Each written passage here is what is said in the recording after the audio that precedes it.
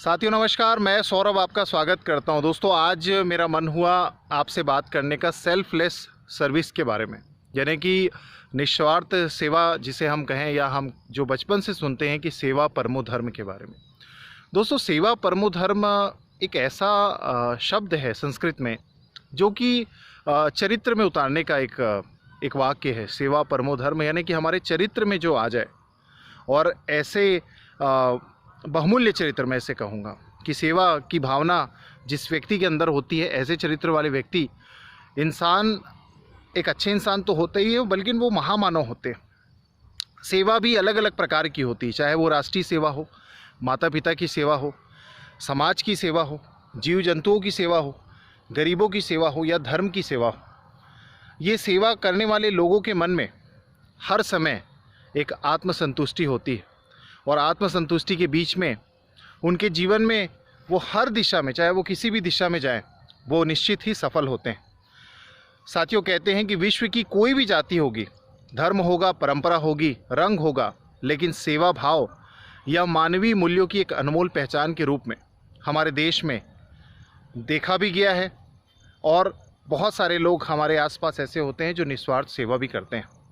भगवत गीता में भी निष्काम कर्म की बात होती है, ऐसी सेवा जिससे कोई अपेक्षा ना हो।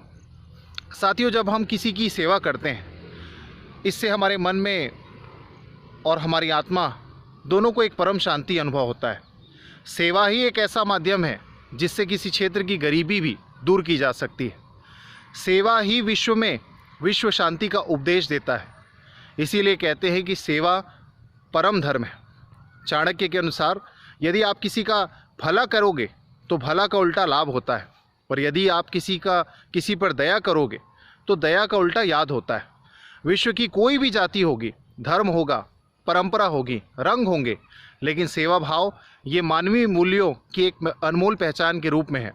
हमारे देश में निष्काम कर्म की बात होती है, यानी ऐसी सेवा जिससे कोई अपेक्षा ना हो। हमारे यहाँ तो कहा गया है कि जीव सेवा ही शिव सेवा, और गुरुदेव रामकृष्ण परमहंस तो कहते थे कि शिव भाव से जीव भाव करें, शिव भाव से जीव सेवा करें। यानी पूरे विश्व में ये सारे समान, सारी जो बातें हैं, ये मानवीय मूल्यों के साथ भारत के माध्यम से ये मैसेज पूरे विश्व में फैलता है। आइए हम सब भी इस महापुरुषों का स्मरण करते हुए, पवित्र दिवसों को याद करते हुए, क्योंकि अब फेस्टिवल का सीज़न आने वाला है, चाहे वो रक्षाबंधन हो, चाहे वो 15 अगस्त को हम स्वतंत्रता दिवस मनाएं, या फिर गणेश चतुर्थी हो, या फिर दुर्गा पूजा हो। ये एक फेस्टिव सीज़न है। इसमें भी हम सेवा का धर्म निभाते हुए हमारे देश की महान मूल्य और परंपरा को नई चेतना दें, नई ऊर्जा दें, और खुद भी ऐसा जीवन जीने का प्रयास करें। आप सबने वीडियो देखा, इसके लिए बहुत बहुत धन्यवाद। वंदे मातरम, जय हिंद, भारत माता की जय। Thank you so much.